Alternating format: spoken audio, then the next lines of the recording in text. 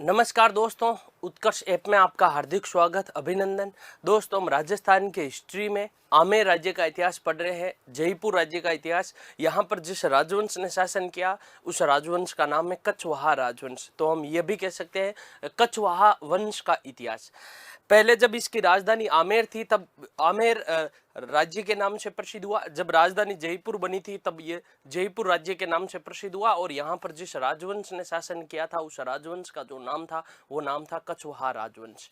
देखिएगा, last class में हमने पृथ्वीराज कछवाहा के बारे में पढ़ा था। अब हम जिस राजा के बारे में पढ़ रहे हैं उस राजा का जो नाम है वो नाम क्या है, याद रखिएगा, भारमल। भारमल का जो दूसरा नाम है वो दूसरा नाम क्या है, बिहारीमल। भारमल कोई दूसरा नाम किस नाम से जाना है, ये एग्जाम में दोस्तों कई बार प्रश्न आ चुका है। बिहारीमल, भारमल को क्या कहा जाता है, बिहारीमल।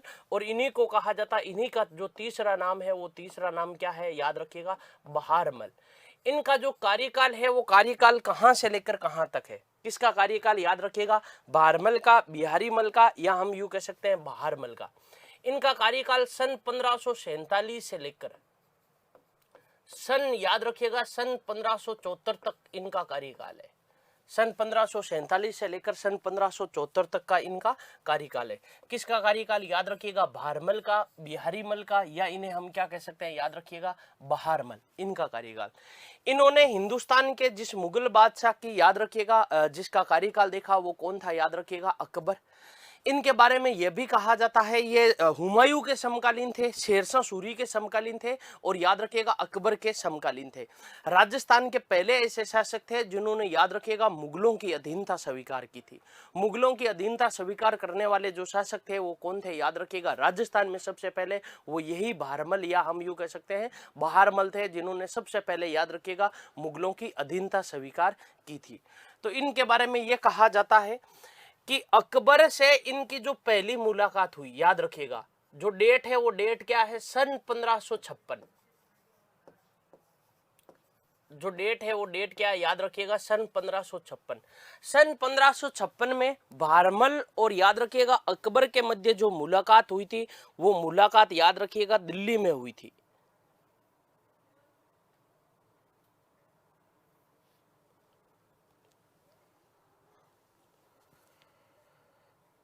ये आपको याद रखना है। देखिएगा, अकबर और भारमल के मध्य जो पहली मुलाकात हुई थी वो पहली मुलाकात कब हुई थी, याद रखिएगा, सन 1556 में।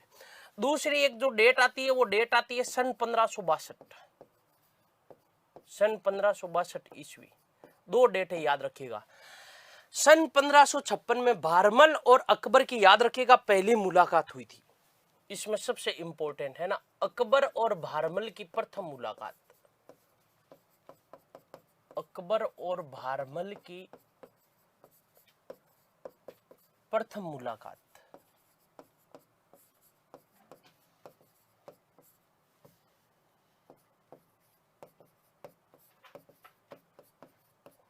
याद रखिएगा, भारमल और अकबर की जो प्रथम मुलाकात हुई थी वो 56 में हुई थी। और दूसरा हम यूं कह सकते हैं भारमल और अकबर की द्वितीय मुलाकात जो हुई थी वो 62 में हुई थी। अकबर और भारमल की द्वितीय मुलाकात,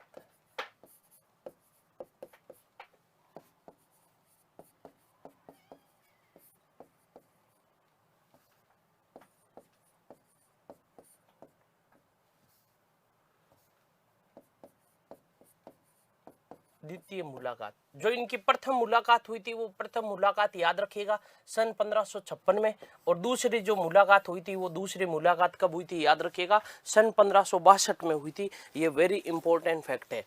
यदि आपसे पूछे कि इनकी पहली मुलाकात जो है वो पहली मुलाकात हुई कहाँ पर, दूसरा इंपॉर्टेंट प्रश्न है कि ये भी बन सकता है, याद रखिएगा, इनकी जो पहली मुलाकात हुई थी वो पहली मुलाकात हुई कहाँ पर है, किस किस की पहली मुलाकात, याद रखिएगा, भारमल और अकबर की पहली मुलाकात। कहते हैं कि भारमल और, याद रखिएगा, इनकी जो पहली मुलाकात हुई थी वो दिल्ली में हुई थी।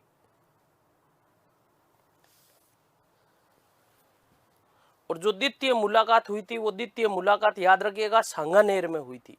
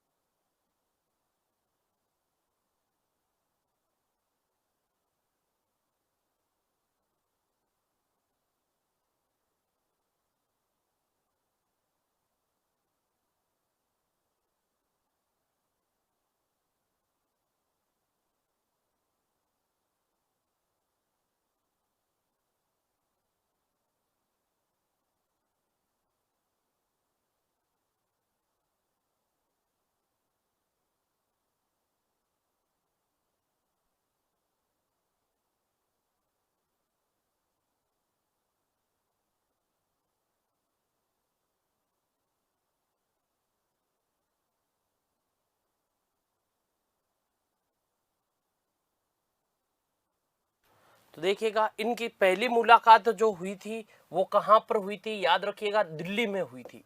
ये इंपॉर्टेंट है। इनकी जो पहली मुलाकात हुई थी वो पहली मुलाकात कहाँ पर हुई थी, दिल्ली में हुई थी। और दूसरी जो मुलाकात हुई थी वो दूसरी मुलाकात कहाँ पर हुई थी, तो सांगानेर में हुई थी। ये याद रखिएगा, दूसरी जो मुलाकात हुई थी वो दूसरी मुलाकात हुई कहाँ पर थी, तो सांगानेर में। और सांगानेर जो है वो वर्तमान में जयपुर में। जो द्वितीय मुलाकात थी, ये द्वितीय मुलाकात याद रखिएगा चगतई खां के द्वारा ये मुलाकात करवाई गई, है ना। चगतई खां द्वारा यह मुलाकात करवाई गई।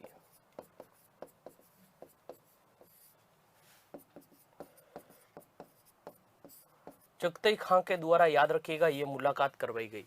तो ये मुलाकात किसके द्वारा करवाई गई थी, तो याद रखिएगा ये जो मुलाकात है ये मुलाकात चगतई खां के द्वारा करवाई गई थी। ये इंपॉर्टेंट है। अब यहाँ पर दो अलग अलग प्रश्न बनते हैं। यदि आपसे ऐसा पूछे ना, जो सांगानेर है वो सांगानेर है कौन से राज्य, वर्तमान में कौन से जिले में है, तो जयपुर में। पहले ये आमेर राज्य का भाग था, क्योंकि बारमल के समय राजधानी आमेर ही थी। अब यदि ऐसा प्रश्न पूछे आमेर राज्य में पहली मुलाकात कहाँ हुई, है ना, आमेर राज्य में जो पहली मुलाकात हुई थी वो सांगानेर में हुई थी। ओवरऑल पूछे कि ओवरऑल जो मुलाकात हुई प्रथम वो कहां पर हुई थी, वो दिल्ली में हुई थी। ये याद रखिएगा सन 1556 में। देखिएगा बारमल ने सबसे पहले अकबर की अधीनता स्वीकार की थी, वो सांबर नामक स्थान पर की थी। जबकि जो मुलाकात हुई थी वो मुलाकात कहां पर हुई थी, याद रखिएगा, है ना, सांगानेर में। जब ख्वाजा साहब की पैदल जियारत करने के लिए मुगल बादशाह अकबर दिल्ली से अजमेर जा रहे थे, तब कहते हैं कि ये मुलाकात चगतई खां के द्वारा करवाई गई। अजमेर में ख्वाजा साहब की जियारत करने के बाद में पुणे जब अकबर आगरा जा रहे थे, तब सांबर नामक स्थान पर, याद रखिएगा, बारमल ने अकबर की अधीनता स्वीकार की। और अकबर की अधीनता स्वीकार करके अपनी पुत्री हरकाबाई का जो विवाह है वो विवाह किससे किया था, याद रखिएगा, अकबर के साथ में किया था। तो वो जो स्थान था उस स्थान का जो नाम था वो स्थान का नाम क्या था, याद रखिएगा, सांबर। सांबर नामक स्थान।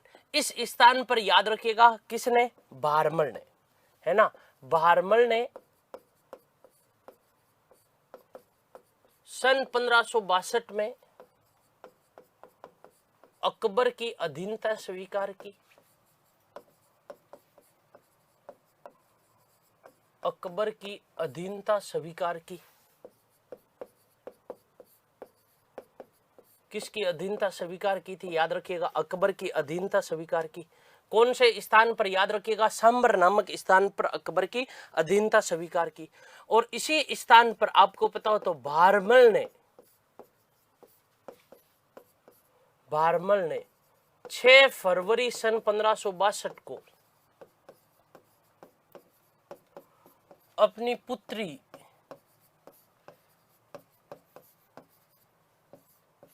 पुत्री हरकाबाई का विवाह, अपनी पुत्री हरकाबाई का विवाह अकबर से किया।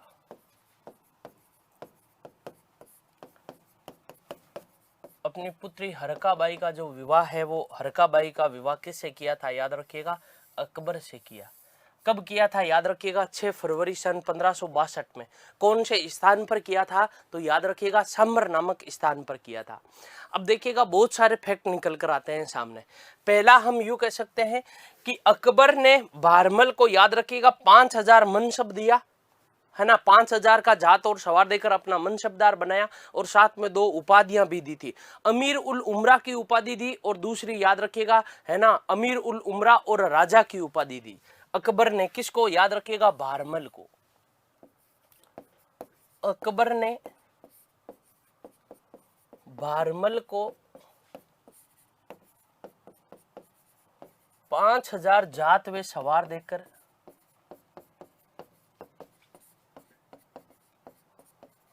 अपना मनसबदार बनाया।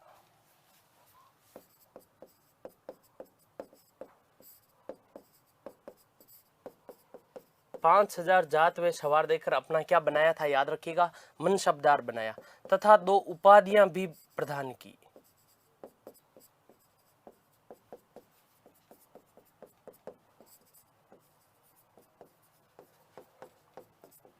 कितनी उपाधियां प्रदान की थी, याद रखिएगा, 2 उपाधियां। एक तो जो उपाधि प्रदान की वो राजा की, और दूसरी जो उपाधि प्रदान की थी वो प्रदान किसकी की थी, याद रखिएगा, अमीर उल उमरा की। ये याद रखिएगा, दो उपाधियां दी थी। ये दोनों उपाधियां याद रखिएगा, भारमल को जो देने वाला था वो देने वाला कौन था, याद रखिएगा, अकबर था। तो ये बात समझ में आ गई। अकबर की अधीनता स्वीकार करने वाला राजस्थान का जो पहला शासक था वो पहला शासक याद रखिएगा भारमल था। राजस्थान में जो प्रथम मुगल राजपूत संबंध स्थापित हुआ था, या हम यूं कह सकते हैं प्रथम वैवाहिक मुगल राजपूत जो संबंध स्थापित हुआ था वो यही था, हरकाबाई और किसका विवाह, याद रखिएगा, अकबर का विवाह। अब देखिएगा, ये जो राज्य था, इस राज्य का जो नाम था वो, इस राज्य का नाम क्या था, याद रखिएगा, आमेर राज्य। कौन सा राज्य, याद रखिएगा, आमेर राज्य। ये यहां पर जो था वो यहां पर क्या था, याद रखिएगा, अजमेर। अजमेर में आपको पता हो तो ख्वाजा मोइनुद्दीन चिश्ती की दरगाह है। और अकबर जो बैठा था वो अकबर कहां बैठा था, याद रखिएगा, दिल्ली। और अकबर ने अपना दूसरा जो केंद्र बना रखा था वो दूसरा केंद्र कौन सा बना रखा था, याद रखिएगा, आगरा। कहते हैं कि अकबर पैदल जियारत करने के लिए दिल्ली से जब आमेर राज्य से होकर गुजरा था, अजमेर गया था ख्वाजा साहब की जियारत करने के लिए, तब इस स्थान पर, इस स्थान का जो नाम था वो नाम क्या था, याद रखिएगा, सांगानेर। यहां पर अकबर और भारमल के मध्य मुलाकात हुई थी। और ये मुलाकात हुई, याद रखिएगा, सन 1562 ईस्वी में। ये जो मुलाकात हुई थी, ये मुलाकात हुई कब थी, सन 1562 ईस्वी में, याद रखिएगा, ये मुलाकात हुई। अब कहा यह भी जाता है कि ये जो मुलाकात है, ये मुलाकात याद रखिएगा किसने करवाई थी, चगतई खां के द्वारा ये मुलाकात करवाई गई। चगतई खां ने यह मुलाकात करवाई। ये जो मुलाकात करवाई थी, ये मुलाकात किसने करवाई थी, चगतई खां ने करवाई थी। इससे पहले अकबर और भारमल की, याद रखिएगा, दिल्ली में मुलाकात हो रखी थी, है ना। ये दूसरी मुलाकात थी, या हम यूं कह सकते हैं आमेर राज्य में ये पहली मुलाकात थी। यहां पर जब मुलाकात हुई थी तभी भारमल ने कहा था कि मुगल बादशाह, मैं आपकी अधीनता स्वीकार करना चाहता हूं। लेकिन अकबर ने यह कहते हुए मना कर दिया कि पहले मैं जिस कार्य के लिए आया हूं वो कार्य संपन्न करूंगा, मैं धार्मिक यात्रा पर हूं, इस दौरान बीच में कोई दूसरा कार्य नहीं करूंगा। इसलिए अकबर ने यह कहा कि पहले मैं अजमेर जाकर जियारत करूंगा और वापस आमेर राज्य से होता हुआ जब निकलूंगा तब आप मेरी अधीनता स्वीकार कर लेना। तब कहते हैं कि अकबर अजमेर से जो निकला था वो यहां से होता हुआ इधर से निकला था, कहां पर, याद रखिएगा, आगरा में। तो एक बीच में जो स्थान आया उस स्थान को हम यूं कह सकते हैं सांबर नामक स्थान। तो सांबर नामक स्थान पर याद रखिएगा जो डेट थी वो डेट क्या थी, 6 फरवरी, है ना, 1562। 6 फरवरी 1562 को ही इसी स्थान पर, याद रखिएगा, यह भी जयपुर में, इसी स्थान पर अकबर ने अपनी पुत्री हरकाबाई का विवाह, याद रखिएगा, भारमल ने अपनी पुत्री हरकाबाई का विवाह अकबर से कर दिया। इसी के साथ में जो प्रथम मुगल राजपूत वैवाहिक संबंध स्थापित हुआ था वो यही हुआ था। यहीं पर भारमल ने, याद रखिएगा, अकबर की क्या स्वीकार कर ली थी, अधीनता स्वीकार कर ली। राजपूताने का प्रथम शासक जिसने मुगलों की सबसे पहले अधीनता स्वीकार की थी। तो ये कहानी है। तो ये समझ में आ गया, भारमल ने सांबर नामक स्थान पर, याद रखिएगा, अकबर की अधीनता स्वीकार की। कौन से स्थान पर, याद रखिएगा, सांबर नामक स्थान पर। दूसरा हम यूं कह सकते हैं 6 फरवरी सन 1562 को ही, याद रखिएगा, अपनी पुत्री का विवाह इन्होंने किसके साथ में किया था, हरकाबाई के साथ में। अपनी पुत्री हरकाबाई का विवाह किसके साथ में, अकबर के साथ में। अकबर ने इनको 5000 जात व सवार देकर अपना क्या बनाया था, याद रखिएगा, मनसबदार बनाया। जो दो उपाधियां दी थी वो एक तो राजा की और दूसरी जो उपाधि थी वो कौन सी उपाधि, अमीर उल उमरा की उपाधि थी। तो ये बात समझ में आ गई आपके। आगे देखिएगा, आगे हम ये लिख सकते हैं कि याद रखिएगा अकबर और हरकाबाई का विवाह।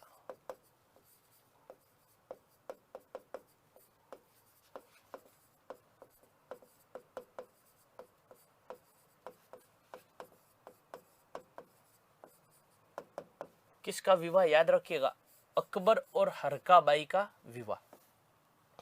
ये जो विवाह है ये विवाह हुआ कहां पर था, सांबर नामक स्थान पर।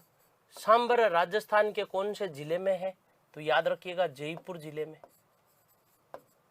ये विवाह है जो है, ये विवाह कब हुआ था, 6 फरवरी को सन 1562।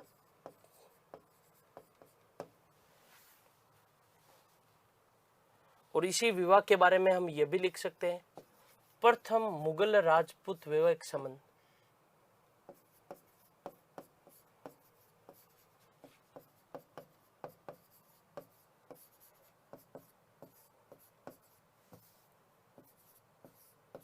या प्रथम मुगल राजपूत विवाह, प्रथम मुगल राजपूत विवाह था। अब देखिएगा, हरकाबाई जो थी, अकबर और हरकाबाई से आपको पता हो तो सलीम नामक पुत्र का जन्म हुआ। सलीम नामक पुत्र का जन्म हुआ था। कहते हैं कि इस पुत्र का जन्म फतेहपुर सिकरी में, एक याद रखिएगा, सूफी संत थे जिनका नाम था शेख सलीम चिश्ती, उन्हीं के आशीर्वाद से हुआ था। इसीलिए अकबर ने उनके नाम के नाम पर इसका नाम क्या रखा था, सलीम। सलीम जब हिंदुस्तान का मुगल बादशाह बनेगा तब कौन सी उपाधि धारण करेगा, याद रखिएगा, जहांगीर की उपाधि धारण करेगा। तो जहांगीर जो उत्पन्न हुआ था वो हरकाबाई, याद रखिएगा, अकबर से हुआ था। हरकाबाई के पास में जो उपाधियां थी वो उपाधियां कौन कौन सी थी, किसके पास में उपाधियां, याद रखिएगा, ये जो उपाधियां थी वो उपाधियां किसके पास, हरकाबाई के पास। हरकाबाई के पास में जो उपाधियां थी वो उपाधियां कौन कौन सी थी, देखिएगा। जो हरकाबाई है इसको हरकूबाई भी कहा जाता है। ये हरकाबाई की जो उपाधियां हैं, उपाधियों की हम बात करें तो एक उपाधि आती है हरकाबाई की जिसको हम बोलते हैं जोधबाई। कौन सी बाई, याद रखिएगा, जोधबाई। जोधबाई की उपाधि इनको जो दी थी वो किसने दी थी, अकबर के द्वारा दी गई। दूसरी जो इनकी उपाधि है उस उपाधि का जो नाम है वो नाम क्या है, याद रखिएगा, मरियम। और मरियम की जो उपाधि देने वाला जो था वो कौन था, याद रखिएगा, अकबर था। तीसरी उपाधि है उजमानी। कौन सी मानी, उजमानी। उजमानी की जो उपाधि देने वाला था वो कौन था, याद रखिएगा, शेख सलीम चिश्ती। शेख सलीम चिश्ती, शेख सलीम चिश्ती। और चौथी उपाधि जो थी वो थी मरियम उजमानी।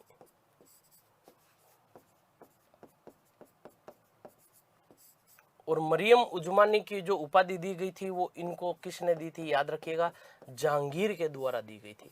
तो ये याद रखिएगा, हरकाबाई की उपाधियां हैं, 4 उपाधियां।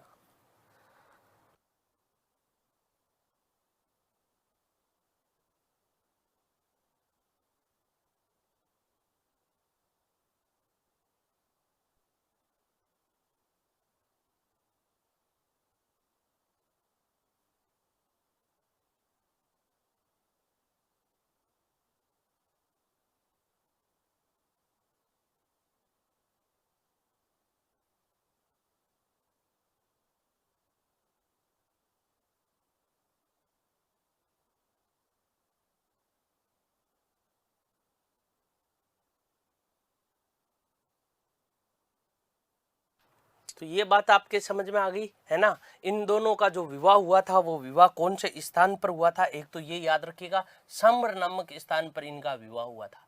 विवाह हुआ कब था, 6 फरवरी सन 1562 को विवाह हुआ था। ये प्रथम मुगल राजपूत विवाह था, है ना। यह याद रखिएगा, उपाधि, तो उपाधि के बारे में हम यूं कह सकते हैं ये 4 उपाधियां थी। इन्हीं से याद रखिएगा, शेख सलीम चिश्ती के आशीर्वाद से जिस पुत्र का जन्म हुआ था उस पुत्र का जो नाम है वो नाम क्या है, याद रखिएगा, सलीम नामक पुत्र था। आगे बात करें तो भारमल के बारे में यदि हम बात करें तो भारमल राजस्थान के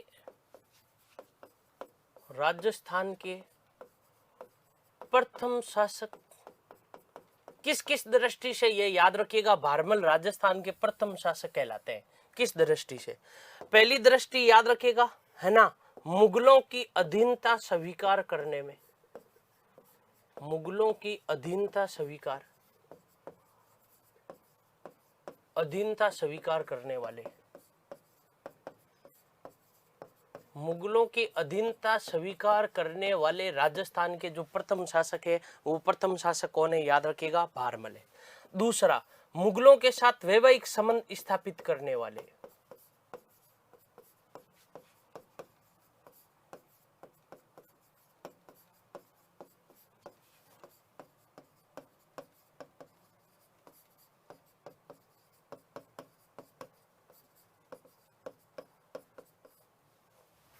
मुगलों के साथ वैवाहिक संबंध स्थापित करने वाले, मुगलों के साथ वैवाहिक संबंध स्थापित करने वाले जो प्रथम शासक थे, वो प्रथम शासक कौन थे? याद रखिएगा, भारमल थे।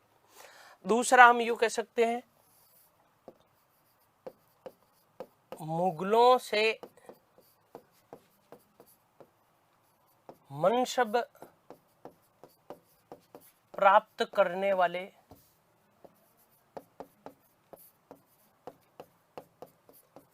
मनसब प्राप्त करने वाले, है ना, मुगलों से याद रखिएगा मनसब प्राप्त करने वाले राजस्थान के जो प्रथम शासक हुए हैं, वो प्रथम शासक कौन हुए हैं? याद रखिएगा, भारमल हुए हैं। तो ये 3 फैक्ट आते हैं। मुगलों की अधीनता स्वीकार करने वाले राजस्थान के जो प्रथम शासक थे वो कौन थे? याद रखिएगा, भारमल थे।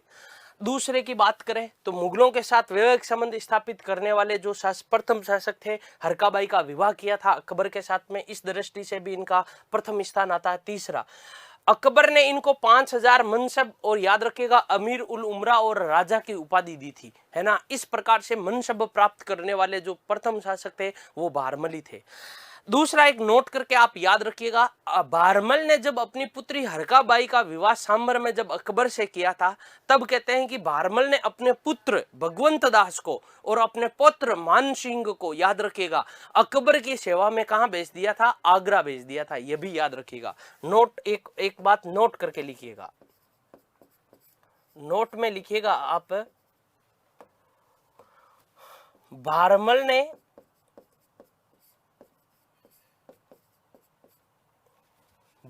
ने सांबर में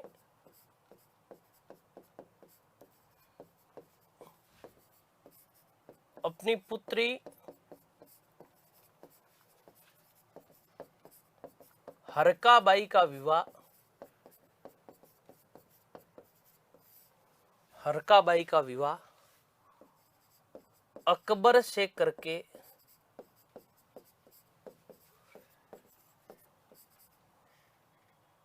अपने पुत्र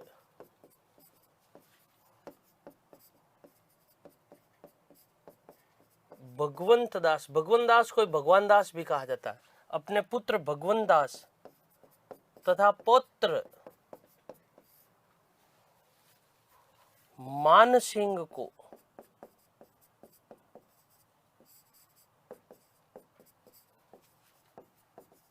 अकबर की सेवा में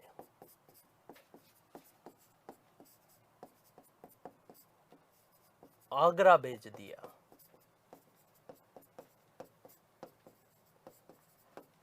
कहां भेज दिया था? याद रखिएगा, आगरा भेज दिया था। किसने भेजा था? याद रखिएगा, इन्होंने अपने पुत्र को, पुत्र का नाम क्या था? याद रखिएगा, भगवंत दास, और इनका जो पुत्र था, पुत्र का नाम क्या था? याद रखिएगा, मान सिंह। इनको याद रखिएगा अकबर की सेवा में कहां भेज दिया था? आगरा भेज दिया था। ये इंपॉर्टेंट लाइन है, किससे संबंधित? याद रखिएगा, भारमल से। भारमल के बारे में पूछे तो ये याद रखिएगा आप।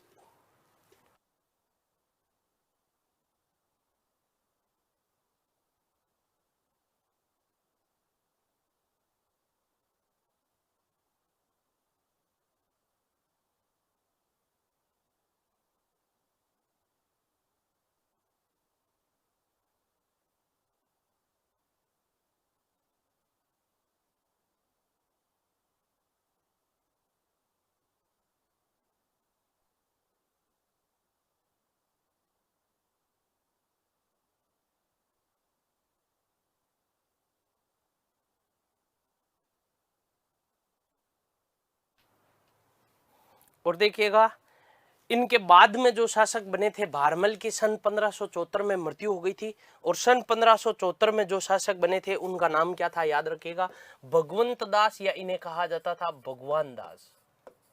जो शासक बने थे वो शासक कौन बने थे? भगवंत दास। भगवंत दास जो शासक बने थे वो शासक बने थे सन 1574 में। कब तक रहे थे? याद रखिएगा, 89 तक रहे थे ये शासक। कहां के शासक? याद रखिएगा, आमेर के शासक। अब इनको आमेर का शासक क्यों कहते हैं भाई, जयपुर का शासक क्यों नहीं कहते? एक प्रश्न यह भी उत्पन्न होता है। इसलिए कहा जाता है क्योंकि इनके समय जो राजधानी थी वो राजधानी कहाँ थी? याद रखिएगा, आमेर थी। इनके समय राजधानी, याद रखिएगा, जयपुर नहीं थी। इसलिए ये हम यूं कह सकते हैं जो शासक है ये शासक कहाँ के शासक कहलाते हैं? जयपुर के शासक कहलाते हैं। समझ में आ गई। शासक कब बनते हैं? 1574 में, 89 तक ये शासक रहते हैं।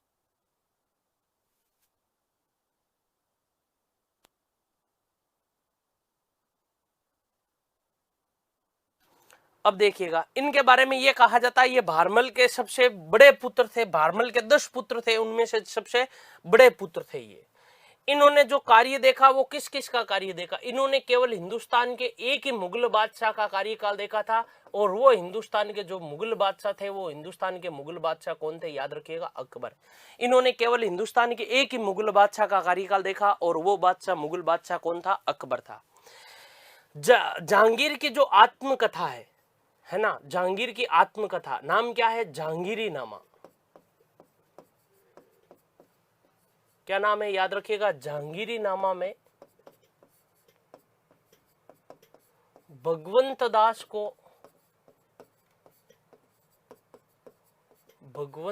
को याद रखिएगा भगवान दास कहा गया।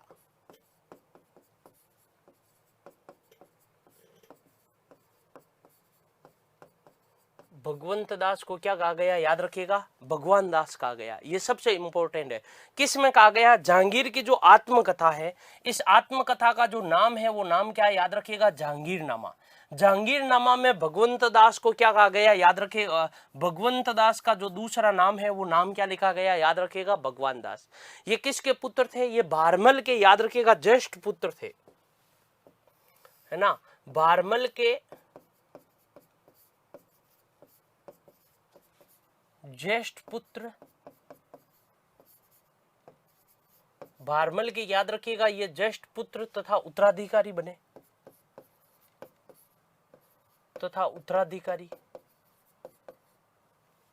भारमल के ज्येष्ठ पुत्र तथा उत्तराधिकारी, भारमल के ज्येष्ठ पुत्र तथा ये क्या बने थे? याद रखिएगा, आमेर राज्य के उत्तराधिकारी बने। इन्होंने केवल हिंदुस्तान के एक ही मुगल बादशाह का कार्यकाल देखा, और वो मुगल बादशाह कौन थे? याद रखिएगा, अकबर थे। इनके बारे में जो कहा जाता है वो ये कहा जाता है कि भारमल ने हरकाबाई के विवाह के बाद ही सन 1562 में इनको अकबर की सेवा में कहां भेज दिया था? याद रखिएगा, आगरा भेज दिया था। तो सन 1562 से लेकर सन 1574 तक, याद रखिएगा, ये अकबर के सानिध्य में ही रहे थे। किसने भेजा था? याद रखिएगा, भारमल ने। भारमल ने अपनी पुत्री हरकाबाई के विवाह के बाद या विवाह के समय सन 1562 में इनको अकबर की सेवा में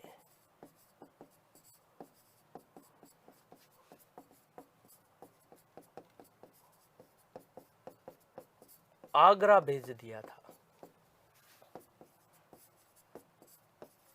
कहां पर भेज दिया था? याद रखिएगा, 1962 में ही, सन 1562 में ही, याद रखिएगा, 1562 में ही इनको अकबर की सेवा में कहां भेज दिया था? आगरा भेज दिया था। जब ये आमेर के शासक बने थे, तब कहते हैं कि अकबर ने इनको भी, याद रखिएगा, 5000 का जात और सवार देकर अपना मनसबदार बनाया था, और साथ में इनको भी 2 उपाधियां दी। इनको भी वही 2 उपाधियां दी थी जो इनको, इनके पिता भारमल को दी थी। कौन कौन सी राजा? एक तो राजा की उपाधि, और दूसरी जो उपाधि दी थी वो अमीर उल उमरा की उपाधि दी थी। और याद रखिएगा, इनके बारे में यह कहा जाता है कि इनके पास में जो कुल मनसब था वो कुल कितना मनसब था? 5000 का मनसब था इनके पास में, है ना। 5000 जात और सवार देकर इनको अपना मनसबदार बनाया था। किसने? अकबर ने। अकबर ने भगवंत दास को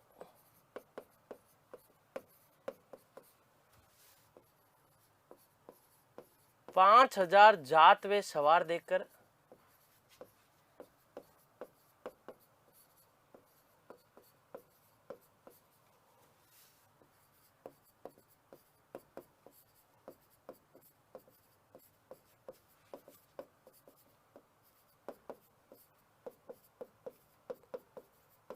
अपना मनसबदार बनाया। कितना? याद रखिएगा, 5000 जात और सवार देकर अपना क्या बनाया था? याद रखिएगा, मनसबदार बनाया।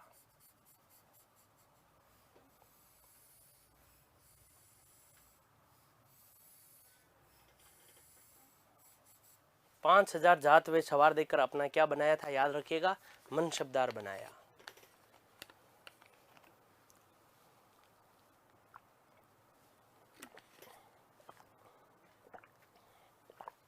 और इनके बारे में यह कहा जाता है, इनके पास में बात करें उपाधि की, तो इनके पास में भी याद रखिएगा 2 उपाधि थी। 2 उपाधि राजा की, और दूसरी जो उपाधि थी वो उपाधि कौन सी थी, अमीर उल उमरा की उपाधि। अमीर उल उमरा, ये जो दोनों उपाधियां थी वो दोनों उपाधियां याद रखिएगा किसके द्वारा दी गई थी, ये दोनों उपाधियां अकबर के द्वारा दी गई। यह दोनों उपाधियां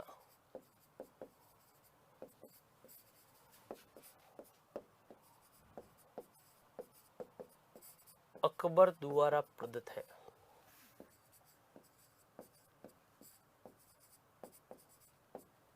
ये जो दोनों उपाधियां हैं वो दोनों उपाधियां किसके द्वारा प्रदत्त है, याद रखिएगा, अकबर द्वारा प्रदत्त है। ये दोनों उपाधियां जो दी थी वो दोनों उपाधियां किसने दी थी, याद रखिएगा, अकबर ने दी थी।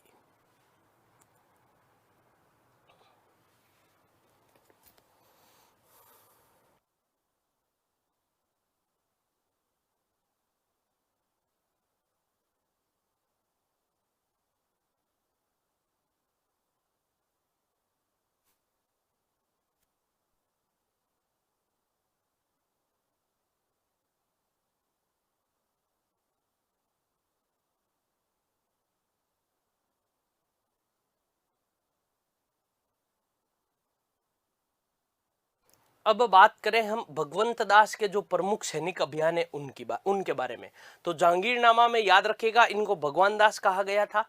इनका दूसरा नाम भगवंत दास या इन्हें भगवान दास भी कहा जाता है। भारमल के 10 पुत्र थे, उनमें ज्येष्ठ पुत्र और उत्तराधिकारी बने थे।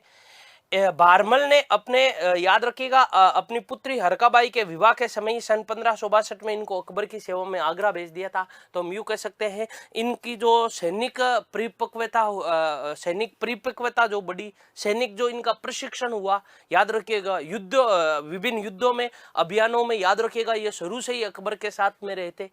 अकबर ने इनको जो मनसब दिया था वो कुल कितना मनसब दिया था, 5000 जात और सवार देकर अपना मनसबदार बनाया। अब मनसबदार होता है क्या, जात का अर्थ होता है रैंक से, कि मुगल दरबार में आपकी रैंक क्या होगी।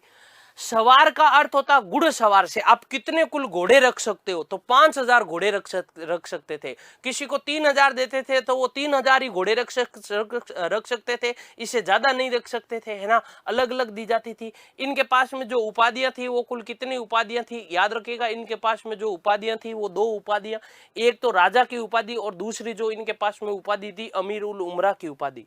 ये दोनों उपाधियां याद रखिएगा किसके द्वारा दी गई थी, ये दोनों उपाधियां इनको जिसने दी उनका नाम क्या था, अकबर था।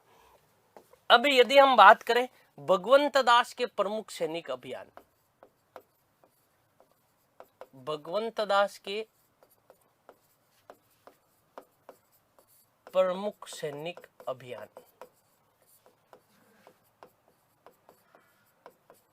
किसके प्रमुख सैनिक अभियान, याद रखिएगा, भगवंत दास के प्रमुख सैनिक अभियानों की। तो इनके एक एक सैनिक अभियान के बारे में पढ़ते हैं। सबसे पहले पढ़ते हैं, याद रखिएगा, चित्तौड़ विजय। कौन सी विजय, याद रखिएगा, चित्तौड़ विजय। चित्तौड़ विजय प्राप्त कब हुई थी, याद रखिएगा, 68 में। आपको पता हो तो मुगल बादशाह अकबर ने, याद रखिएगा, सन 1567 में चित्तौड़गढ़ दुर्ग पर आक्रमण किया था।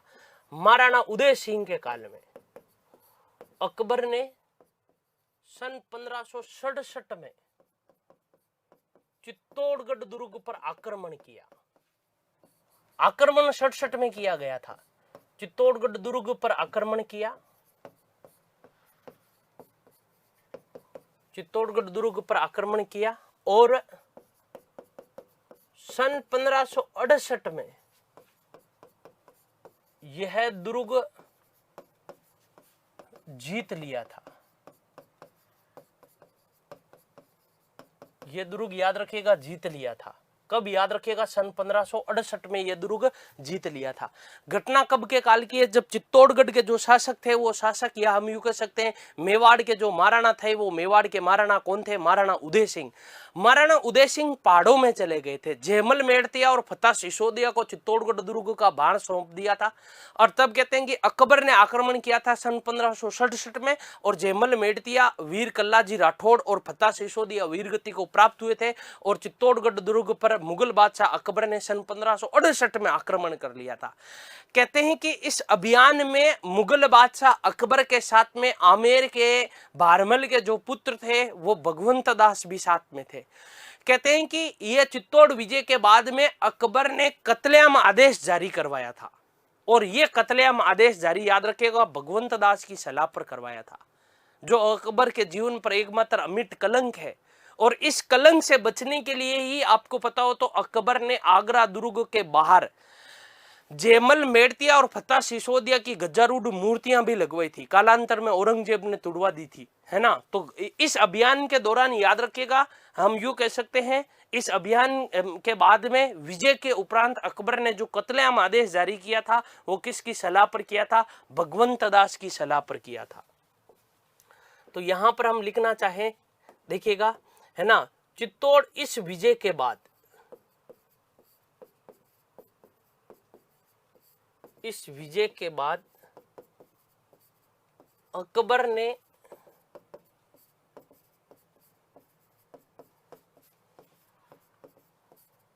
भगवंत दास की सलाह पर ही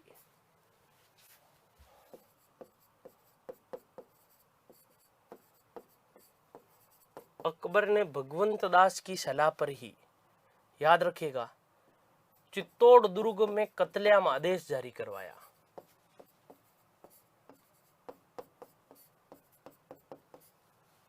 चित्तौड़गढ़ दुर्ग में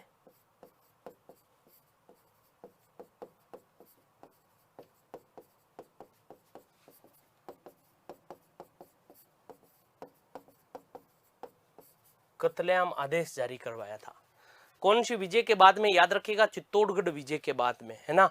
और ऐसा भी कहा जाता है जो अकबर के जीवन पर, जो अकबर के जीवन पर अमिट कलंक है। और कहते हैं कि इसी कलंक से बचने के लिए अकबर ने बाद में, ना, आगरा दुर्ग के बार, कौन से दुर्ग के बार? याद रखिएगा, आगरा दुर्ग के बार, आगरा दुर्ग के द्वार पर अकबर ने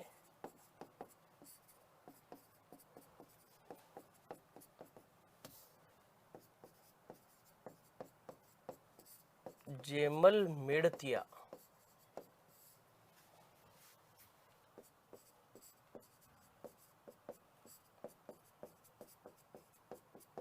वे फतेह सिसोदिया की गजारूढ़ मूर्तियां लगवाई।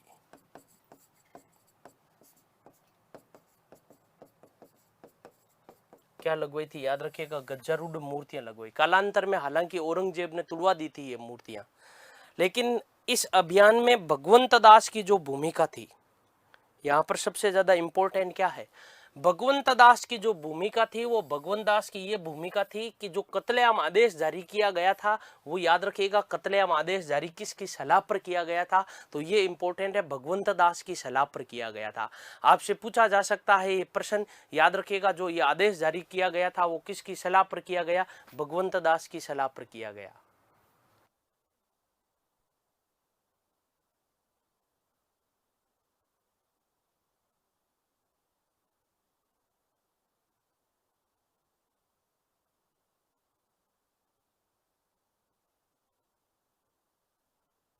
तो ये बात समझ में आ गई। ये जो अभियान था वो अभियान हम यूं कह सकते हैं किसका अभियान?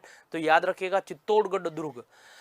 चित्तौड़गढ़ दुर्ग, इस अभियान में इनकी जो महत्वपूर्ण भूमिका रही थी, वो महत्वपूर्ण भूमिका यही रही थी कि इन्होंने, याद रखिएगा, एक तो बारूद वाली सुरंगों का जो निर्माण करवाया गया था, ये अकबर को, याद रखिएगा, भगवंत दास ने बताया था। अभी इस चित्तौड़गढ़ दुर्ग में जब केसरिया और जौहर हुआ था, आपको पता हो तो, चित्तौड़गढ़ दुर्ग का तीसरा, है ना, इसके बारे में अकबर अनभिज्ञ था। अकबर को जो चित्तौड़गढ़ दुर्ग में केसरिया और जौहर से जो परिचित करवाया था, वो भी भगवंत दास ने करवाया था। कहते हैं कि अकबर ने अपने जीवन का पहली बार जो केसरिया और जौहर देखा था वो यहीं पर देखा था। चित्तौड़गढ़ दुर्ग में जब आग नजर आई थी अग्निकुंड से जौहर की, तब अकबर ने यह कह दिया कि चित्तौड़गढ़ दुर्ग में आग लग गई है। तब भगवंत दास ने कहा था कि जहां पना ये आग नहीं है, ये राजपूतों का शौर्य और बलिदान का प्रतीक, अब यहाँ की रानियां क्या करने जा रही है, जौहर करने जा रही है। ये जो कहा था, ये भूमिका जो रही वो भगवंत दास की भूमिका रही थी। इसके बाद में हम बात करें तो इनका एक अभियान आता है और उस अभियान को हम कहते हैं रणथंबोर। कौन सा अभियान याद रखिएगा? रणथंबोर विजय। कौन सी विजय याद रखिएगा? रणथंबोर विजय। और रणथंबोर विजय जो है वो याद रखिएगा सन 1569 ईस्वी। रणथंबोर के जो शासक थे वो शासक कौन थे? याद रखिएगा सुरजुन देव हाड़ा। रणथंबोर के जो शासक थे वो शासक कौन थे? सुरजुन देव हाड़ा। कहते हैं कि अकबर ने चित्तौड़गढ़ दुर्ग से घेरा हटाकर अपनी सेना का जो घेरा डाला था वो रणथंबोर दुर्ग के चारों ओर डाल दिया था। और रणथंबोर का जो शासक था वो सुरजुन देव हाड़ा था। कहते हैं कि सुरजुन देव हाड़ा को अकबर पसंद नहीं था, इसलिए सुरजुन देव हाड़ा ने कई दिनों तक संघर्ष किया, 6 महीनों तक। अंदर बैठा बैठा एक दिन सुरजुन देव हाड़ा परेशान हो जाता और बाहर बैठा बैठा अकबर परेशान हो जाता। तब सुरजुन देव हाड़ा भी चाहता था संधि कर ली जाए और अकबर की भी यही इच्छा थी। तब सुरजुन देव हाड़ा से संधि करने के लिए एक व्यक्ति अंदर जाता है जिसका नाम था, याद रखिएगा, भगवंत दास। सुरजुन देव हाड़ा ने स्पष्ट कहा था कि संधि करने के लिए 2 व्यक्ति आ सकते हैं जिसमें से अकबर नहीं आना चाहिए। तब अकबर ने भगवंत दास को भेजा था और अकबर नहीं आना चाहिए इसलिए अकबर भगवंत दास के नौकर के वेश में संधि करने के लिए गया था। ऐसा जो उल्लेख मिलता है वो आईन अकबरी नामक ग्रंथ में मिलता है, जो किसने लिखा था? अबुल फजल ने लिखा था। तो याद रखिएगा, इसके बारे में हम यूं कह सकते हैं, है ना, अकबर और सुरजुन देव हाड़ा के मध्य संधि हो गई। सुरजुन देव हाड़ा के मध्य संधि हुई, जो भगवंत दास ने करवाई।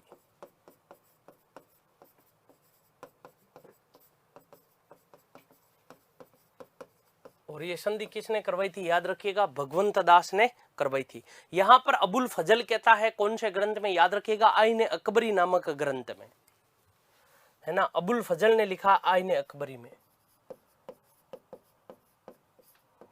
अबुल फजल के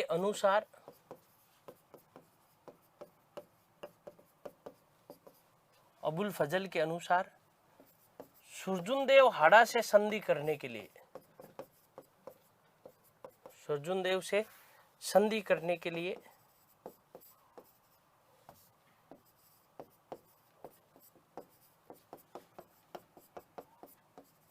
अकबर भगवंत दास के नौकर के वेश में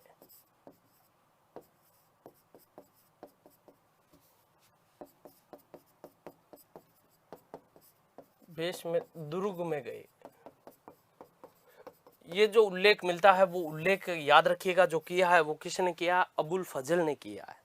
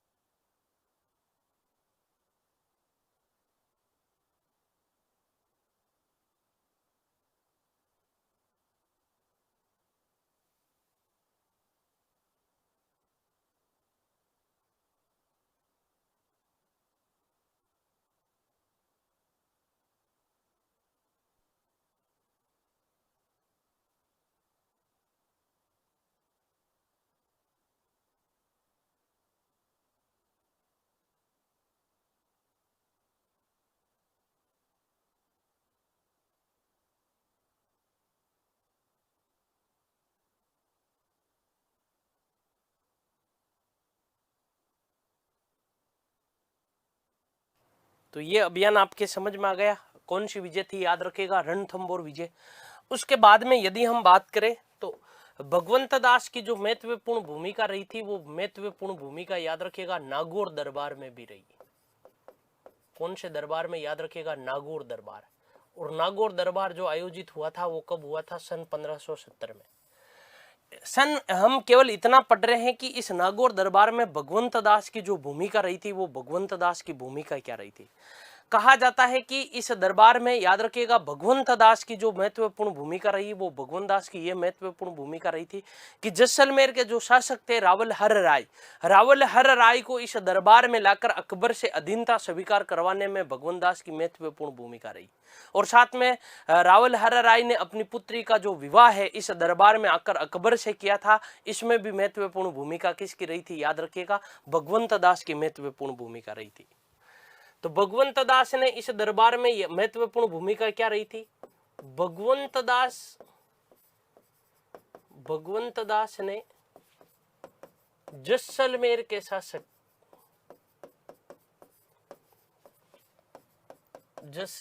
शासक रावल हर राय को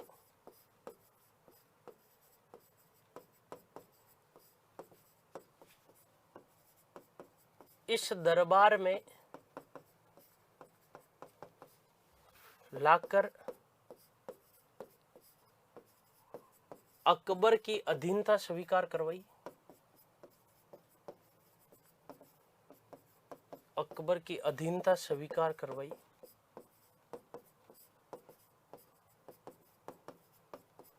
क्या करवाई थी? याद रखिएगा अकबर की अधीनता स्वीकार करवाई। यह महत्वपूर्ण भूमिका रही थी। और यह भी कहा जाता है कि रावल हर राय ने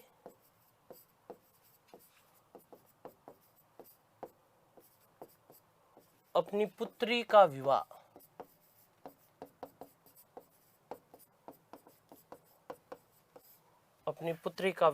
अकबर से किया। अपनी पुत्री का विवाह अकबर से किया।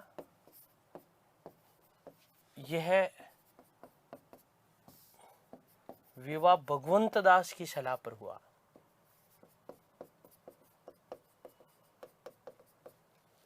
भगवंत दास की सलाह पर हुआ। ये जो विवाह है ये विवाह किसकी सलाह पर हुआ था? ये भी एक इम्पोर्टेंट है, याद रखिएगा। ये विवाह भगवंत दास की सलाह पर हुआ था। इसके बाद में भगवंत दास के जो प्रमुख सैनिक अभियान आते हैं वो एक सैनिक अभियान आता है, याद रखिएगा, सरनाल विजय। कौन सी विजय? याद रखिएगा सरनाल विजय। गुजरात में है सरनाल विजय, अकबर ने प्राप्त की थी। इसमें भगवंत दास की महत्वपूर्ण भूमिका थी। एक जो विजय आती है वो कौन सी विजय? याद रखिएगा कश्मीर विजय। कश्मीर विजय। और कश्मीर विजय याद रखिएगा सन 1573 ईस्वी। उसके बाद में कहते हैं कि भगवंत दास को सन 1500 हम यूं कह सकते हैं पंजाब का सूबेदार बना दिया था 82 में, है ना। पंजाब की सूबेदारी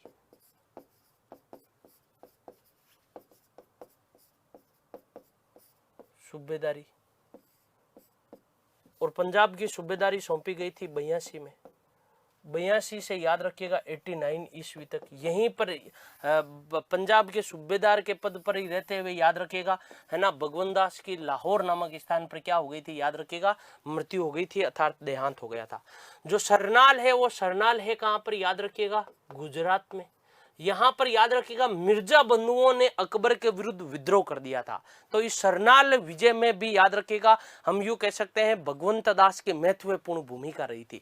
तो इस सरनाल विजय में याद रखिएगा भगवंत दास की महत्वपूर्ण भूमिका रही। भगवंत दास की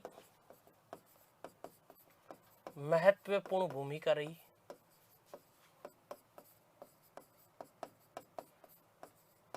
महत्वपूर्ण भूमिका रही। किसकी महत्वपूर्ण भूमिका रही थी? भगवंत दास की महत्वपूर्ण भूमिका रही थी, है ना। भगवंत दास ने कश्मीर के बारे में यह कहा जाता है भगवंत दास ने आधे कश्मीर पर अधिकार कर लिया था।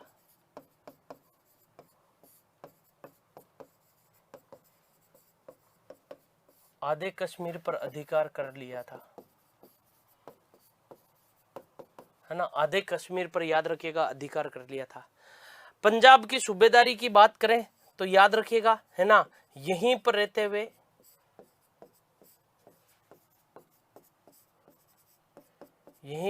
हुए सन 1589 को लाहौर स्थान पर भगवंत दास की मृत्यु हो गई।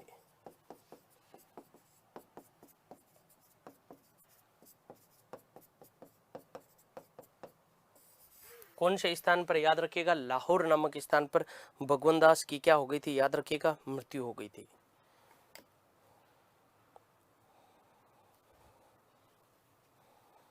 इसी स्थान पर रहते हुए।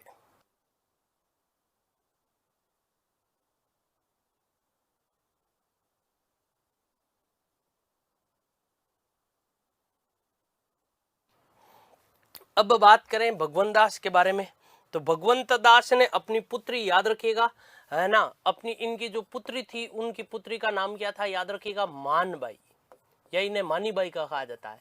मानबाई और जहांगीर का विवाह,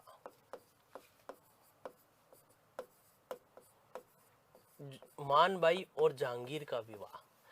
भगवंत दास ने अपनी पुत्री मानबाई का विवाह, याद रखिएगा, किससे किया था? जहांगीर के साथ में किया था। यह विवाह कब हुआ था? याद रखिएगा, यह विवाह हुआ था सन 1585 ईस्वी में। कौन से स्थान पर हुआ था? लाहौर नामक स्थान पर, याद रखिएगा, यह विवाह हुआ था, है ना। भगवंत दास ने अपनी पुत्री, भगवंत दास ने अपनी पुत्री मानबाई, या इसे याद रखिएगा मानीबाई भी कहा जाता है, मानबाई का विवाह सलीम से। सलीम हिंदुस्तान का जब मुगल बादशाह बना था, तब कौन सी उपाधि धारण करता? जहांगीर की। जहांगीर या सलीम से कर दिया, याद रखिएगा। भगवंत दास ने अपनी पुत्री मानबाई का जो विवाह किया था, वो विवाह किससे किया था? याद रखिएगा, जहांगीर से किया था। इन्हीं दोनों से जिस एक पुत्र का जन्म हुआ था, उसका जो नाम था, वो नाम क्या था? वेरी इंपॉर्टेंट, इन्हीं का एक पुत्र था जिसका नाम क्या था? याद रखिएगा, खुसरो। खुसरो नामक पुत्र का जन्म हुआ इन्हीं से, खुसरो नामक पुत्र का जन्म हुआ इन्हीं से, याद रखिएगा। जिस पुत्र का जन्म हुआ था, उस पुत्र का जो नाम था, वो नाम क्या था? याद रखिएगा, खुसरो। खुसरो नामक, याद रखिएगा, पुत्र का क्या हुआ था? जन्म हुआ था। इन्हीं से खुसरो नामक पुत्र का, याद रखिएगा, जन्म हुआ। किससे? जहांगीर और मानीबाई से। दूसरा हम यूं कह सकते हैं, मानीबाई के पास में जो उपाधियां थी, है ना, मानबाई या मानीबाई को, मानबाई को जहांगीर ने दो उपाधियां दी। कितनी उपाधियां दी थी? याद रखिएगा, दो उपाधियां दी। पहली जो उपाधि दी, सुल्तान ए निशा,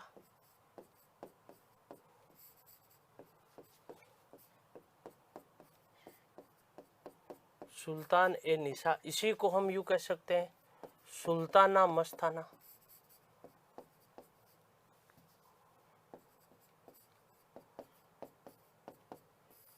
सुल्ताना मस्ताना। और दूसरी, याद रखिएगा, साहे बेगम,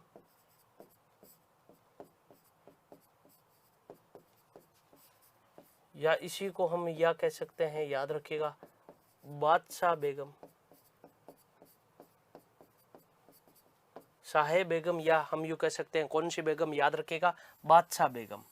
तो इनके पास में जो उपाधि थी, मानबाई के पास में, ये दोनों उपाधियां जो देने वाला जो था, वो कौन था? याद रखिएगा, दोनों उपाधियां जो दी, वो किसने दी थी? याद रखिएगा,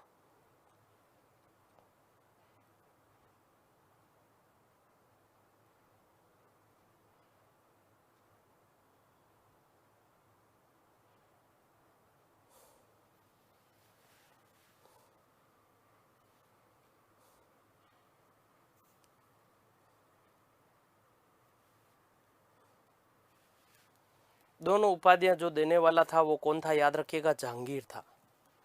तो दोस्तों आज हमने इस क्लास में जो पढ़ा वो भगवंत दास तक पढ़ा है, याद रखिएगा। अब जो हम आगे पढ़ेंगे वो मान सिंह से, याद रखिएगा, पढ़ना आरंभ करेंगे। किससे याद रखिएगा? मिर्जा राजा मान सिंह से। वो हम पढ़ेंगे, याद रखिएगा, नेक्स्ट क्लास में। तब तक के लिए नमस्कार।